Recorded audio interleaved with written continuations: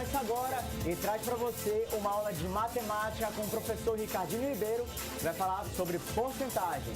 Logo depois tem o professor Rogério Cunha, de Educação Física, vai falar para a gente sobre Educação Física Escolar. E para encerrar, o professor de Língua Portuguesa, Marco Antônio, e as variações linguísticas. Tenham todos uma boa aula. Olá você de casa. É uma satisfação imensa estar mais uma vez aqui para falarmos de matemática e suas tecnologias. E como o Kevin falou, o objeto de conhecimento de hoje é a porcentagem.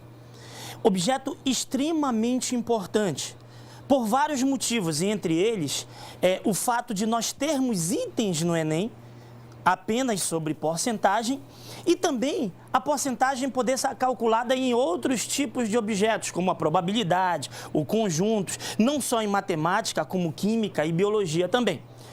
Vamos iniciar começando com a notação. Observe o quadro, por favor. Você pode representar uma porcentagem pelo seu símbolo de porcentagem, como você está notando aí, o 4%, mas isso também pode ser representado através da forma de fração, como 4 sobre 100. Observe, 4% é 4 por 100.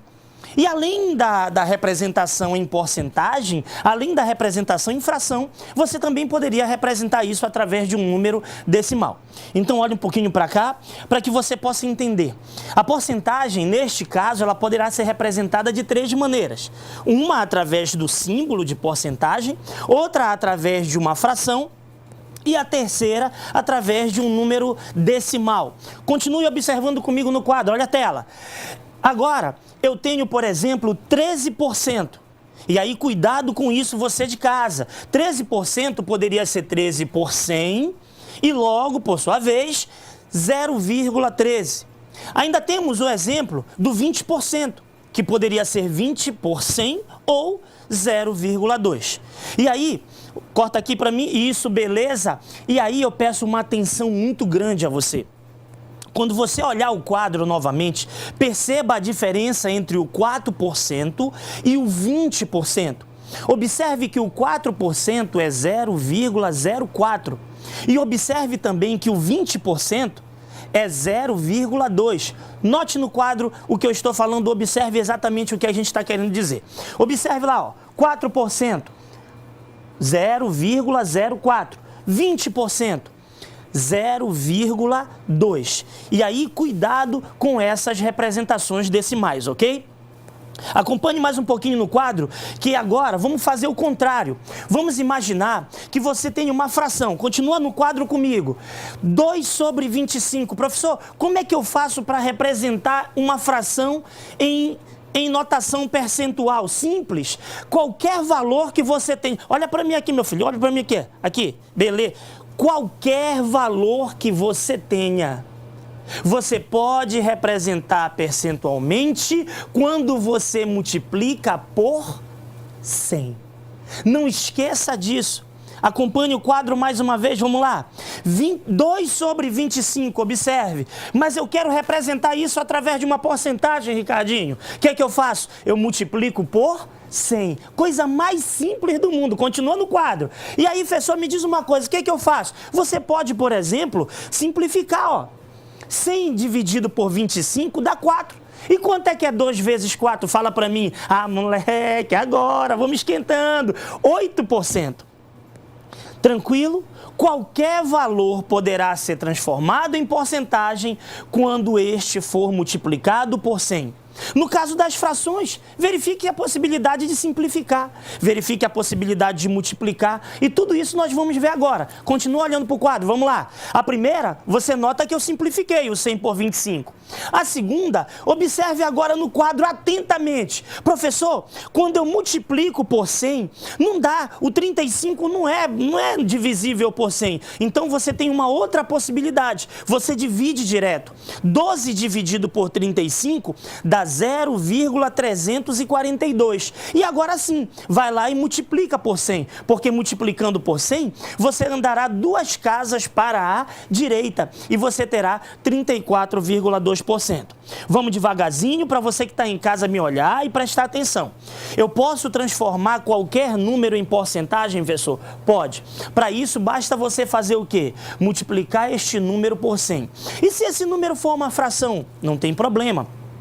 Se for possível, simplifica, como a gente fez no primeiro exemplo. E se não for possível, professor? Se não for possível, você divide, observa no quadro mais uma vez, você divide o 12 por 35, é óbvio que você vai ter um número decimal, e aí sim, multiplica esse número decimal por 100. Multiplicar por 100 nesse caso, meus amigos, você que está em casa, basta andar com a vírgula. Basta andar com a vírgula quantas casas decimais? 2 casas decimais. E aí você vai ter o número em porcentagem. Continua no quadro, porque eu vou te mostrar uma terceira opção. Observa agora 3 sobre 40. Professor, 3 sobre 40 eu acho que dá para simplificar. Vamos ver. Multiplica por 100. Só que nesse caso você vai poder cortar. E cortar apenas um zero. Observe lá, ó. Cortamos um zero. E aí o que acontece? Normal, multiplica o 3 vezes o 10 e você vai ter 30, e 30 dividido por 4, você divide normalmente, e isso vai dar 7,5. Bem, a gente começa a nossa aula hoje para você notações que podem simplificar a sua resolução em questões não só de porcentagem pura, mas como questões de conjuntos, como eu falei, de probabilidade e até mesmo de outras áreas de conhecimento, como física, química e biologia, onde a porcentagem ela está muito presente. Tá bom? Bem, acompanhe o quadro agora, porque eu vou tocar num assunto extremamente importante, tá? Atenção você de casa, muita atenção nesse momento, porque nós vamos calcular uma taxa de crescimento. Nós vamos calcular um crescimento percentual, como você vai notar agora, ó. Observa lá. Vamos imaginar que numa certa região eu tenho em 2016 1.200 habitantes, né? Uma região pequena, um bairro, um vilarejo, enfim. E quando chegou em 2017, observe o quadro ainda, você tem agora um aumento para 1.800 pessoas, 1.800 habitantes. Bem, olha para cá agora para você entender o que nós vamos calcular.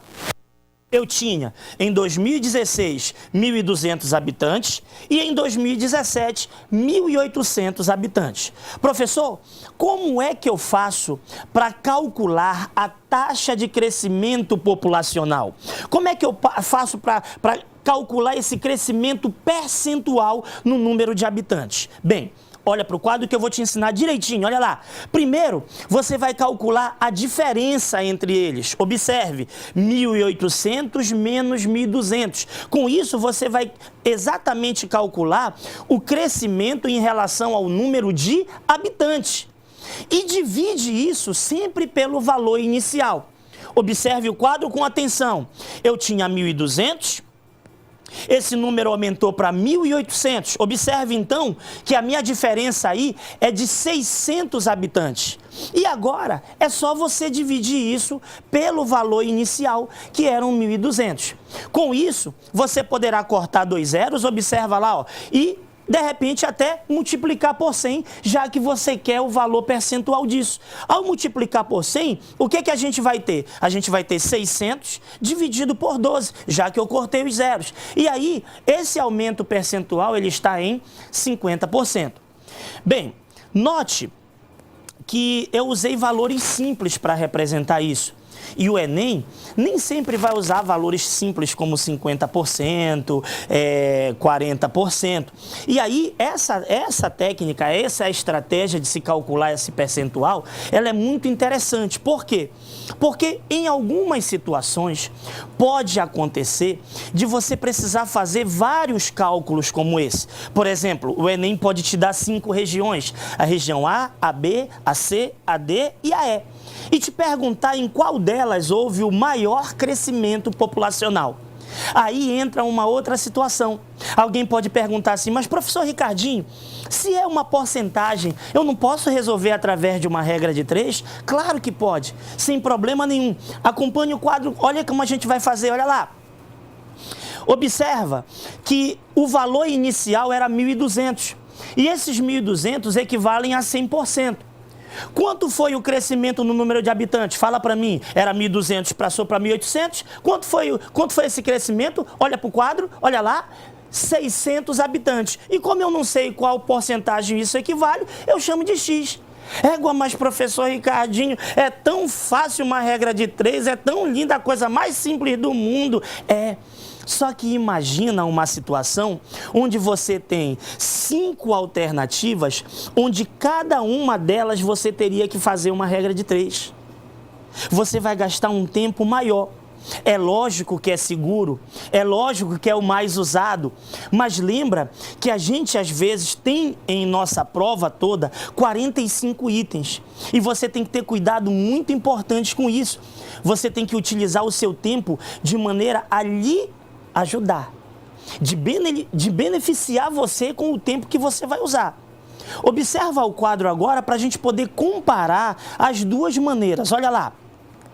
Na primeira maneira, eu apenas dividi 600 por 1.200, olha lá, apenas dividi 600 por 1.200. Na segunda maneira, eu montei a regra de 3 e aí, ó, se você observar, é o mesmo lá, é os 60 mil dividido por 1.200, que você também vai cortar os zeros e isso vai dar 50%. Bem, a nossa aula hoje, ela é para você ter opções.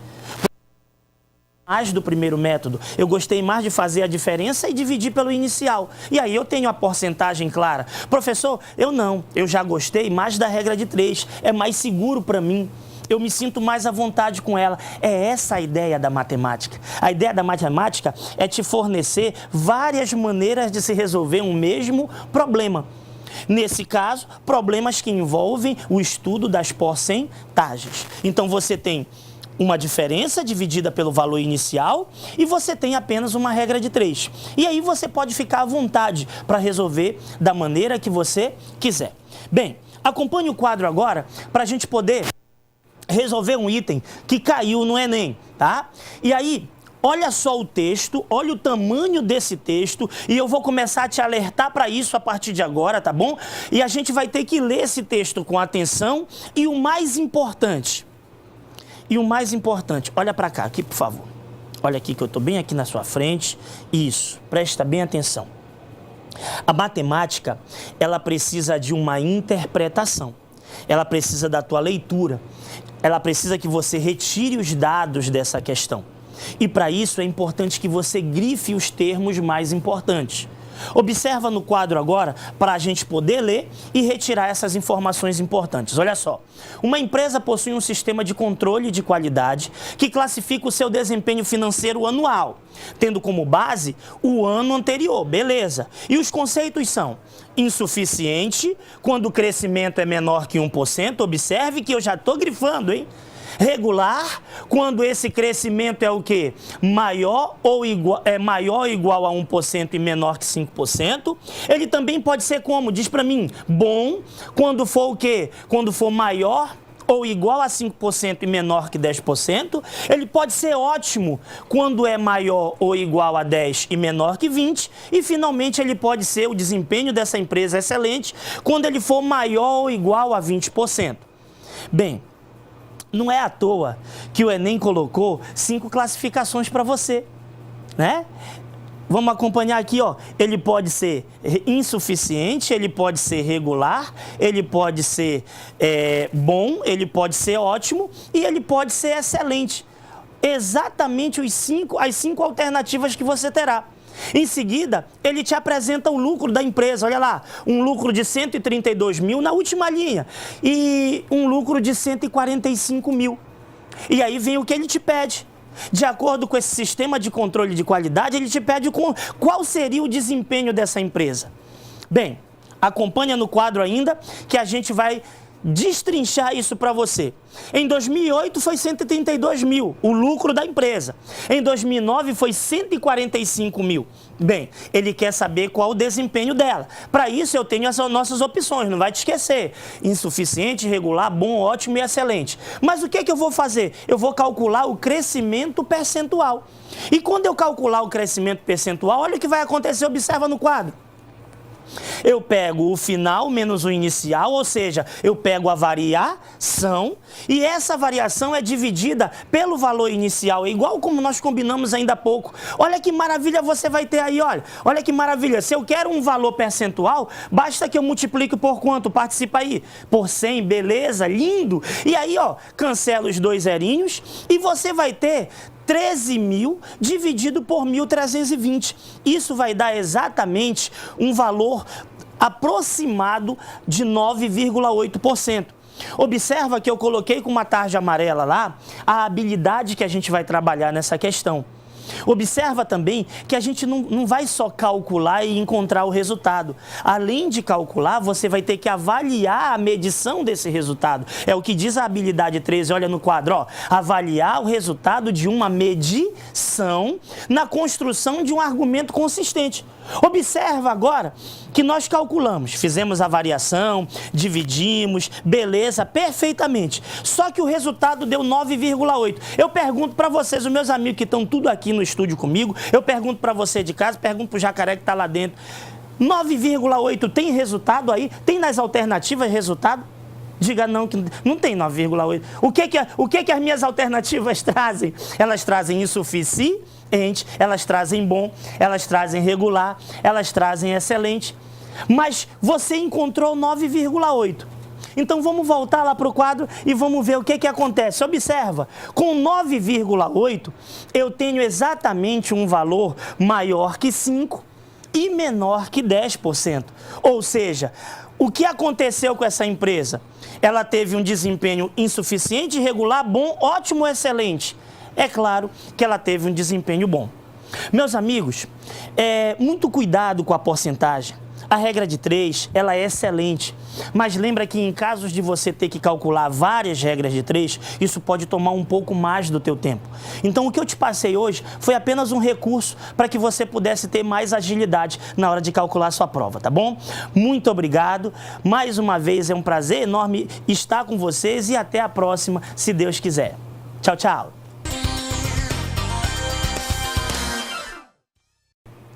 Oi pessoal, prazer estar aqui novamente com vocês para mais uma aula de Educação Física. Hoje vamos tratar da Educação Física, especificamente aquela aplicada na escola, no ambiente escolar. Antes disso, vamos rever a nossa competência. Compreender e usar a linguagem corporal como relevância para a própria vida. Competência essa que está lá na área da linguagem, na área 3, integradora social e formadora de uma identidade, que é exatamente isso, a nossa cultura corporal, aquele posicionamento que você é individual e você tem e todo mundo percebe o seu jeito, a sua cultura corporal. Reconhecer, porque dentro dessa competência nós temos a habilidade 9, onde nós vamos reconhecer as manifestações corporais desse movimento, da nossa motricidade, e que é originária também daquelas necessidades que todo grupo social precisa de convivência, de relacionamento, de andar, de se confraternizar. O nosso corpo fala, e é isso que nós vamos ver como objeto de estudo hoje, essa questão da autonomia, essa autoria que cada ser humano tem de realizar seus próprios movimentos. Então vamos lá, Educação Física, especificamente falando dela, do ambiente escolar. Do que ela trata? Qual é o conteúdo daquela aula que o professor de Educação Física trabalha com você lá na escola? Ele tem que trabalhar a cultura corporal do movimento, que é o estudo, o conhecimento, de aprender a expressão corporal e entender que essa expressão corporal se torna uma forma de linguagem. Vamos dar um exemplo. Charlie Chaplin. Você já assistiu o filme de Chaplin? Chaplin não falava, mas você entendia tudo que Chaplin se expressava. Então nós, mesmo que não tenhamos a nossa linguagem verbal, possuímos sim uma forma de linguagem que é a nossa linguagem corporal. Essa educação física, ela passou por vários estágios, por várias décadas, e a gente vai fazer um pequeno histórico, mais ou menos na década de 50, início do século XX, havia uma caracterização e uma grande influência do aspecto militar. A educação física era aquela educação física tradicional, mens sana in corpore sano, pessoas que estavam rigidamente trabalhando no 1, 2, atenção, escola, sentido, grande afastamento lateral. Havia um professor na frente dando um exemplo e a gente tinha que representar e reproduzir um movimento. Pagamos um preço por isso? Sim. Paramos de pensar. Não precisava pensar, bastava ver o guia, bastava ver o professor dando um exemplo e a gente reproduzia. E isso deu uma grande influência. A educação física teve, então, um processo muito militarista. Existe isso ainda hoje? Sim, quando você vê os exércitos, todo mundo correndo nas ruas e aquela contagem, aquela aula, aquela preparação física bem tradicional, bem militarista. Meados de 50 para 60, tivemos um outro período da época higienista. Houve uma preocupação com a questão da saúde, da qualidade de vida, o progresso, ciência chegando, os centros urbanos crescendo e havia muita situação de periferia, então precisava ver a questão da higienização, as pessoas tinham que ter uma saúde corporal melhor, então houve um período em que a gente chama década higienista. Nessa época de 60 para iniciando dos anos 70, sofremos então uma outra influência, já um marketing político que foi seleção brasileira, Copa do Mundo, anos 70, esporte, houve uma grande pressão nacionalista para mostrar os valores que o esporte brasileiro sofria. Nessa década de 70, tivemos aí grandes competições, a Copa do Mundo, hinos tocados a todo momento, salve seleção, salve Brasil, e havia sempre uma preocupação, o lançamento daqueles projetos EPT, Esporte para Todos, a massificação do esporte nas ruas, as famosas ruas de lazer, tudo isso começou nessa época. Na década de 80, houve uma preocupação com a questão da aprendizagem. Começou-se a perceber que havia uma grande demanda de crianças com dificuldade para aprender a ler e escrever. Então, sabe-se que todo o processo de aprendizagem, ele precisa de 3 domínios: o domínio afetivo, o domínio cognitivo e o domínio psicomotor. Então, nesse período, houve ênfase no trabalho dos aspectos psicomotores do desenvolvimento infantil. Grandes teóricos trabalharam, Piaget, por exemplo, foi um deles que a gente pode citar, Vygotsky foi outro, que se preocupou em trabalhar as fases do desenvolvimento, as etapas que a criança passa no processo da aprendizagem. E aí houve uma grande ênfase no aspecto psicomotor. O que é isso? Quais são essas áreas do domínio psicomotor? É o esquema corporal, é a coordenação motora grossa, a coordenação motora fina, a percepção, o ritmo, a lateralidade. Isso são as valências psicomotoras, que são depois subdivididas em várias outras etapas de trabalho. Já na década de 90, começou um processo científico muito forte dentro do campo da educação física, pesquisas, mestrados saindo a todo momento, e o esporte se desenvolveu com a tecnologia. Então hoje, já no século XXI, nós temos grandes avanços dentro da nossa área esportiva. Hoje temos seleções, rendimento de atleta, alto nível, que a escola muitas vezes não tem essa preocupação, mas é lá da escola que nascem os grandes atletas. Então, a ciência hoje vem caminhando junto com o progresso da educação física. Junto a isso, as novas ciências, as novas teorias filosóficas também acompanhou o progresso da educação física. Bem, como a nossa aula de hoje está focada na questão escolar, vamos discutir um pouquinho quem é o papel das duas figuras, escola e professor. O que deve estar acontecendo dentro dessa escola? Primeiro, um projeto político-pedagógico. Esse projeto político-pedagógico, A educação física tem que estar inserida lá dentro. Ela faz parte do conteúdo programático igual de qualquer outra disciplina de química, de física, de biologia, de matemática. Mas, infelizmente, muitas vezes esse profissional de educação física parece que é um estranho no ninho. Ele não se dá muito bem ou não convive com os outros professores. Precisamos fazer que essa integração aconteça. Cada vez mais é importante o professor de educação física estar junto com as outras disciplinas da escola. Então, qual é o papel da escola? Desenvolver potencialidades. A escola vai fazer a conquista desse aluno para que ele possa demonstrar e apresentar potencialidades. E esse professor será um mediador da aprendizagem, um gerente de relacionamentos. Esse é o papel do professor. O professor tem que gerenciar hoje uma sala de aula com 30, 40 meninos, com garotos que têm um comportamento hiperativo, outros que têm dificuldade de aprendizagem. Então, essa é o papel do professor. E é por isso que esse professor não pode, em nenhum momento, estar separado dos outros colegas, das outras atividades. Temos um objetivo geral dentro desse campo da educação física escolar: oportunizar diversas e diferentes vivências, ou seja, o aluno tem que passar por uma série de processos, de experiências para que ele possa ser produtor, autor do seu próprio conhecimento. Aquela aula em que o professor simplesmente parava na frente, demonstrava 1, 2, e o aluno não precisava reproduzir nem pensar. Agora, precisamos que os alunos tenham estratégias novas de pensamento. Se João passou pela corda, que jeito diferente Maria pode passar? Qual a outra alternativa que Paulinho tem para passar? O aluno tem que construir esse conhecimento. Bom, passado esses princípios que a educação física tem, a educação física escolar ela tem princípios pedagógicos.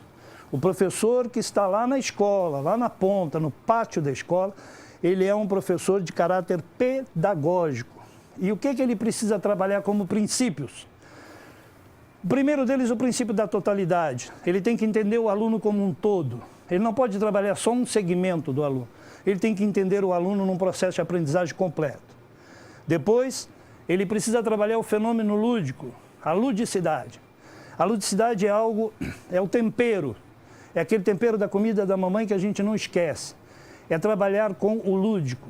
E cada vez mais, conforme a gente vai crescendo, parece que a gente acaba matando a criança interior que cada um de nós tem. Lembram daquele filme do Spielberg que passou, o ET? Lembra daquela cena do ET em que a bicicleta voa? Pois é, se você acha que isso não existe, você está matando a criança interior que existe dentro de você. O adulto precisa aceitar a ideia que uma bicicleta pode voar e nunca matar essa criança interior. Temos que ter o princípio da continuidade, ou seja, há um contínuo aprendizado do mais simples ao mais difícil. A criticidade, a oportunidade que os alunos têm de discutir, de entender o que o professor está passando e depois dialogar entre eles. Temos que trabalhar a questão da cooperação. Hoje tem uma nova metodologia para trabalhar a questão dos jogos, que é os jogos cooperativos.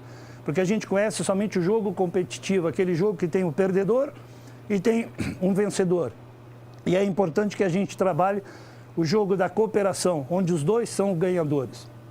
E temos a questão da inclusão. A educação física é também para todos, inclusive para aqueles que possuem alguma deficiência e que podem estar totalmente integrados dentro da nossa sala de aula. Essa abordagem pedagógica escolar, ela é uma atividade planejada, acima de tudo, e bem planejada, intencional, porque eu tenho meus objetivos gerais específicos, é dirigida ao meu público-alvo, ela não pode ser uma coisa casual nem espontânea, não pode ser um achismo. Agora, a educação física, através do Ministério da Educação, está nascendo o que a gente chama hoje de Base Nacional Curricular Comum e que está fazendo algumas alterações dentro do campo da educação física. Vamos ver aqui nas etapas da escolarização, quais são as etapas que a educação física pode ser aplicada dentro da escola. Temos o período da educação infantil, um período bem específico, onde a Base Nacional Curricular Comum já aponta para o que ela classifica de bebês, crianças que estão de 0 até 18 meses, aqueles que estão na creche.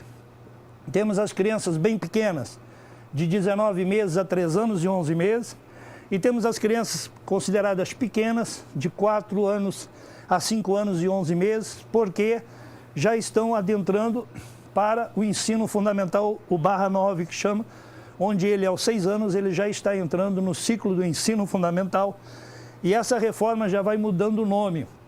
Nós conhecemos como ensino fundamental menor, mas a partir de agora já vamos chamar de ensino fundamental dos anos iniciais, que caracteriza o primeiro, o segundo e o terceiro ano, que é o primeiro ciclo, o quarto e o quinto, o segundo ciclo. Depois, temos os 6 e 7 anos, que já passa para o terceiro ciclo, e depois o quarto ano, que é de 8 e 9 anos, que é o ensino fundamental dos anos finais. E depois vem o ensino médio, que vai haver também uma outra grande reforma. Quais são os conteúdos dessa educação física escolar? Nós temos as ginásticas, e dentro dessa ginástica nós temos os diferentes tipos de ginástica natural, aeróbica, artística, acrobática.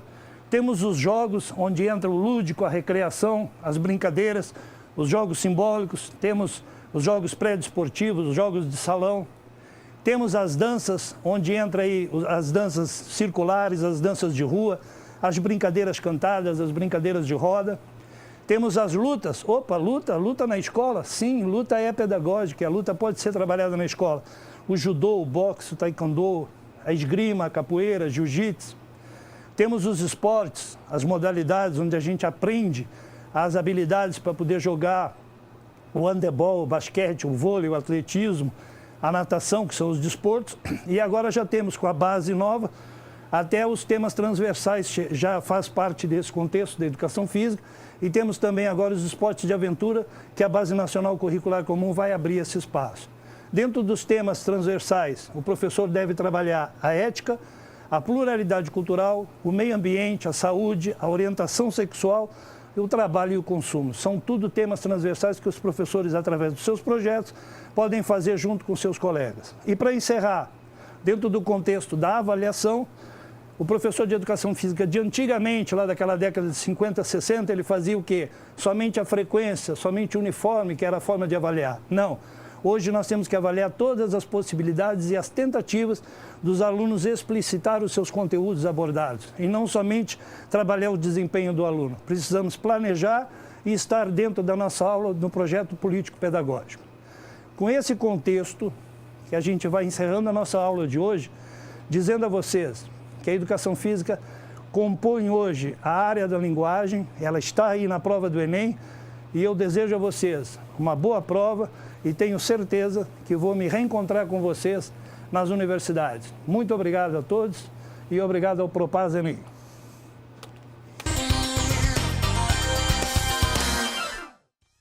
Olá, tudo bem? Hoje vamos bater um papo sobre linguagem, né? Uma área de conhecimento muito utilizada nas provas do Enem e, como nós estamos falando de linguagem, a área de conhecimento que nós vamos trabalhar hoje são sobre as variedades linguísticas, ok? Bom, quando a gente fala de variedades linguísticas, é claro que a gente não pode deixar de fazer a referência em relação à competência, porque a área de códigos e linguagens, ela trabalha com 9 competências, né, e 30 habilidades. Variedades linguísticas, ela está na competência número 8. E o que fala a competência número 8? Nós temos aí compreender e usar a língua portuguesa como língua materna, geradora de significação, integradora da organização e do mundo e da própria identidade. E ela trabalha aí com 3 habilidades, habilidade 25, habilidade 26 e habilidade 27. O que seriam cada habilidade aí? Nós temos, na 25, identificar textos de diferentes gêneros, as marcas linguísticas que singularizam as variedades linguísticas sociais, regionais e de registro. Habilidade 26, relacionar as variedades linguísticas às situações específicas de uso social. E a última habilidade, reconhecer os usos da norma padrão da língua portuguesa nas diferentes situações de comunicação.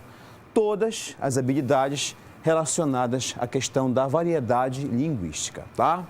Bom, Mas aí quando nós falamos de variedades linguísticas, o que é que nós podemos entender sucintamente, claramente, para não ter nenhuma dúvida?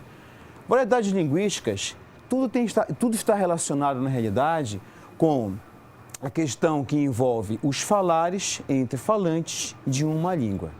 Essa variedade, essa variação entre os falantes, né, e falares de uma língua, nós classificamos aí como variedades linguísticas.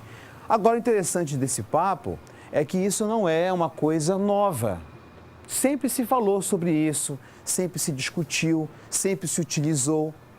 E aí o Enem vem retomando essas discussões sobre as variedades linguísticas. Bom, e para exemplificar isso daí, é claro que a gente não pode deixar de fazer a referência na língua que deu origem, né, à nossa linguagem, que é a língua portuguesa. A relação entre Portugal e Brasil sofreu aí, nesse passar do tempo, todas essas transformações e que acabam gerando essas variedades linguísticas nas regiões, por exemplo, tá?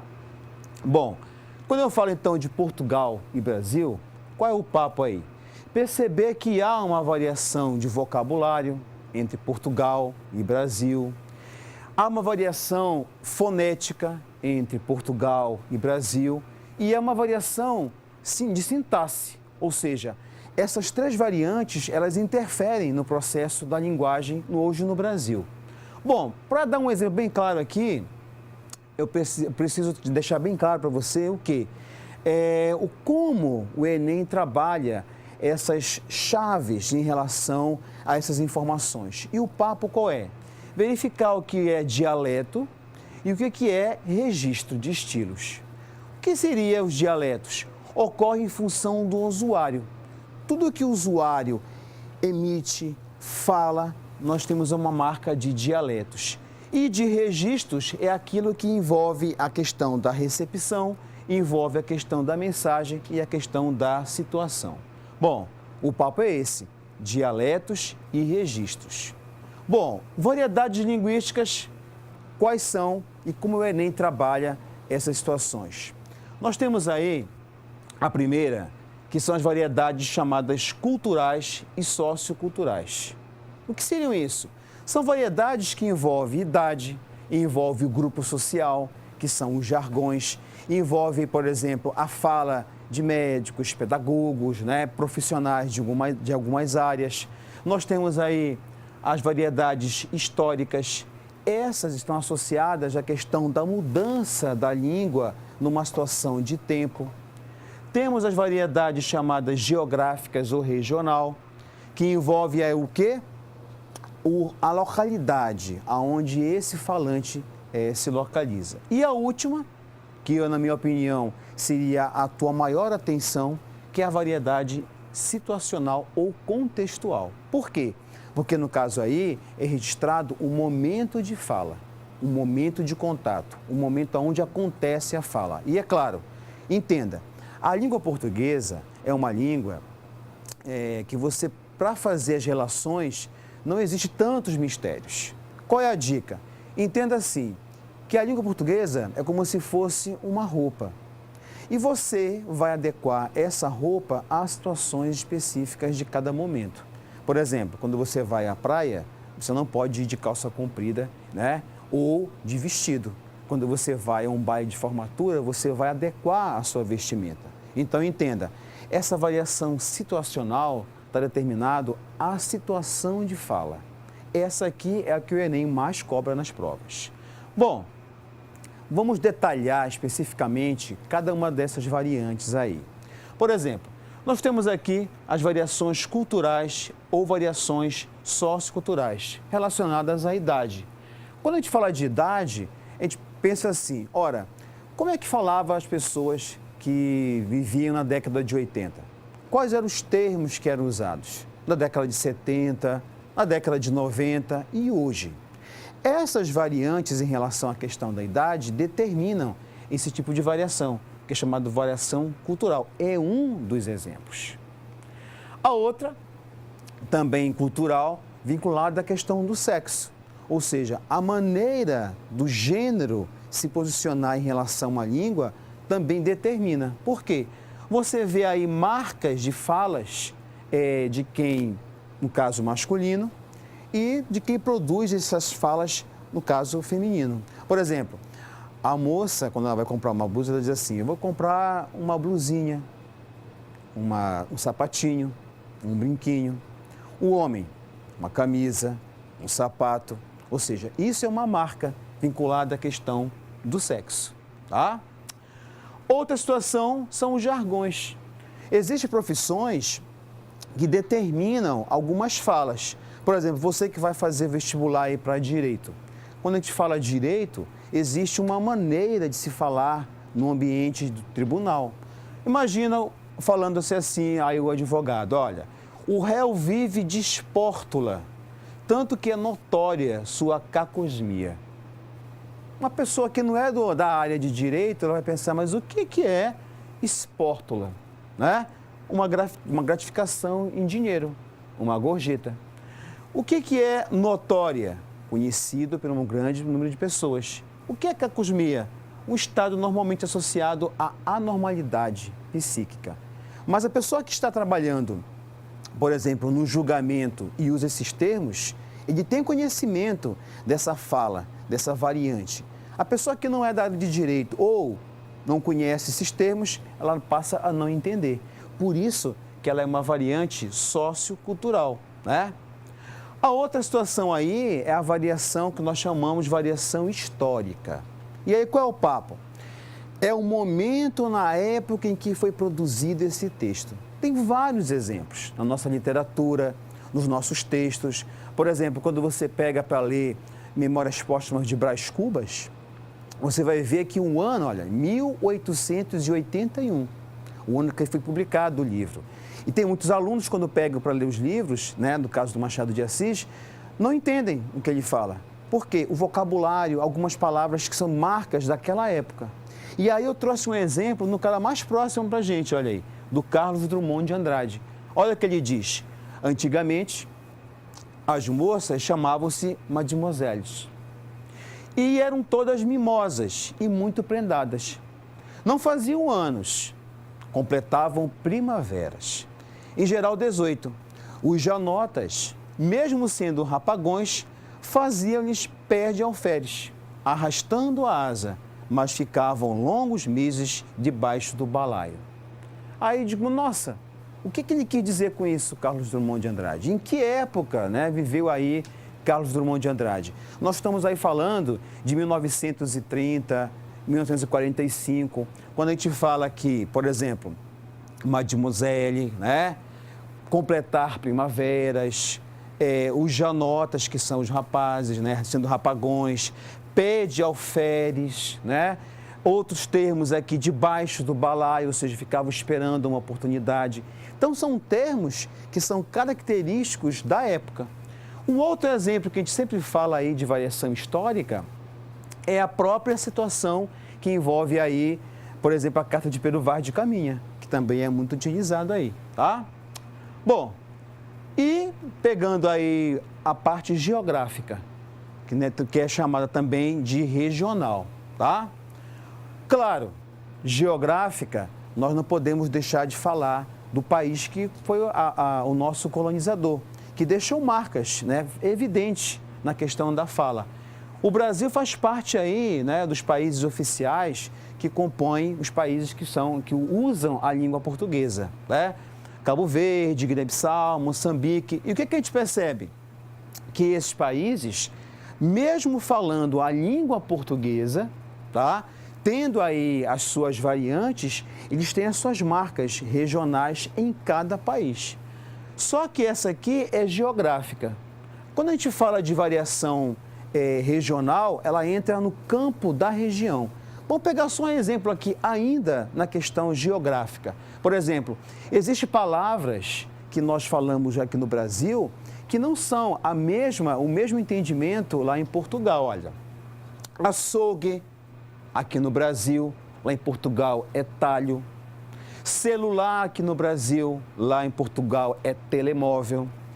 Injeção aqui no Brasil, lá em Portugal pode ser chamado de injeção, mas na gíria lá eles chamam de tomar uma pica, né? De pegar a picada. Professor particular, lá explicador. Geladeira aqui no Brasil, em Portugal, frigorífico, olha aí, uma variante geográfica, né? Quando a gente fala de variante regional, não temos como não deixarmos de fazer a referência da nossa marca. Por exemplo, o paraense, ele tem a sua própria marca regional, tá? Aí eu trouxe aqui várias situações que nós falamos, olha aí, égua, que é a nossa vírgula, né? Para tudo é égua, égua, olha aí.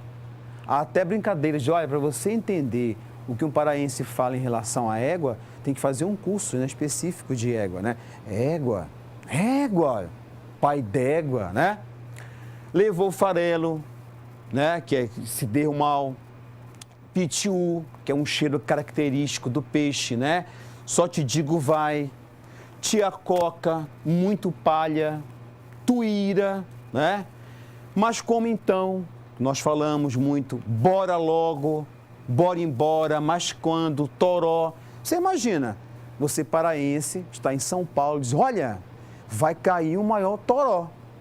Se a pessoa que está ouvindo não é paraense, o que ela vai pensar? Nossa, vai ser uma coisa assim, né, terrível. E para nós o que é? É uma chuva forte, vai cair um toró. Ou, te abaixa aí, ó, como é que nós falamos? Falamos tia Coca, né? Ou seja, é uma marca específica da língua portuguesa, no nosso caso aqui, uma variante regional. Bom, aí vem aquela pergunta, né, que nós precisamos pensar. É só o Pará que tem essa marca? Égua, tia Coca, né? Mas como então, Pombaleza. A região Nordeste, olha aí, que envolve Maranhão, Ceará, Paraíba, Pernambuco, Alagoas, Sergipe, Bahia. Cada uma desses estados tem as suas marcas de fala. E aí pergunto, professor, como é que isso é cobrado no Enem? Como o Enem trabalha essas questões? Bom, aqui a gente ainda está vendo ainda, né, os exemplos do paraense. O que nós temos que ter cuidado aí é a questão da variação situacional, tá? Daqui a pouco eu te mostro a questão do Enem que cobra essas questões. A questão situacional, tu deve estar atento para os vícios de fala. Por quê? Existem situações em que você pronuncia algumas falas e que, se não tiver cuidado, pode trazer alguns desvios e nesses desvios pode não haver um entendimento, olha. Aí eu trouxe aqui um texto do Oswald de Andrade, que fala uma marca situacional. Olha o que ele diz aqui. Vício de fala. Para dizerem milho, dizem mil. Para dizerem pior, dizem pior. Para telha, dizem telha. Para telhado, dizem telhado. E vão fazendo telhados. Né? Uma fala do Oswald de Andrade. Bom, uma corredinha aqui rápida para você ver como é que ficou todas as variantes, né? Todas as variedades linguísticas. E eu peguei aqui uma questão para nós resolvermos, para ver como isso cai no Enem, tá bom? Bom, tá aqui, ó. Gente, boa tarde, em que posso ajudá-lo? Cliente, estou interessado em financiamento para a compra de veículo. Gerente, nós dispomos de várias modalidades de crédito. E o senhor é nosso cliente? O cliente responde, sou Júlio César Fontoura, também sou funcionário do banco. Gerente, Julinho, é você, cara? Aqui é a Helena. Você está em Brasília? Pensei que você ainda estivesse na agência de Uberlândia. Passa aqui para a gente conversar com calma. E a gente percebe o quê? Uma situação de fala situacional. E no momento em que há o reconhecimento de proximidade, há uma mudança. E a gente percebe que o gerente, no caso aqui, é a gerente. Ela diz, Julinho, né? Aí, olha a questão do Enem. A representação escrita na conversa telefônica entre a gerente do banco e o cliente, observa-se que a maneira de falar da gerente foi alterada de repente, devido a quê? E aqui a alternativa é a alternativa A. a adequação de sua fala à conversa com um amigo, caracterizada pela informalidade, ou seja, ela saiu de uma situação formal, à medida que ela teve o reconhecimento de com quem ela estava falando, ela adequa essa situação de fala, estabelecendo aí uma relação de maior intimidade. Então, qual é o papo aí? Reconhecer nas provas do Enem como essas situações elas são cobradas. Aqui, a questão, ela envolve aí a competência 8, habilidade 26, que é esse reconhecimento da questão da fala na questão coloquial, tá bom? Bom, assuntos são vários, situações são várias. Qual é a dica? Ler o texto na prova do Enem, identificar essas variedades linguísticas e perceber o que a questão está te cobrando. Sabendo disso, você resolve as questões de forma bem rápida e, é claro, o melhor, não cometer nenhum erro, acertando o item e aí, é claro, pontuando bem para que você possa ter um bom desempenho na prova do Enem. Esse é o Papo Variantes Linguísticas e nós nos vemos na próxima aula.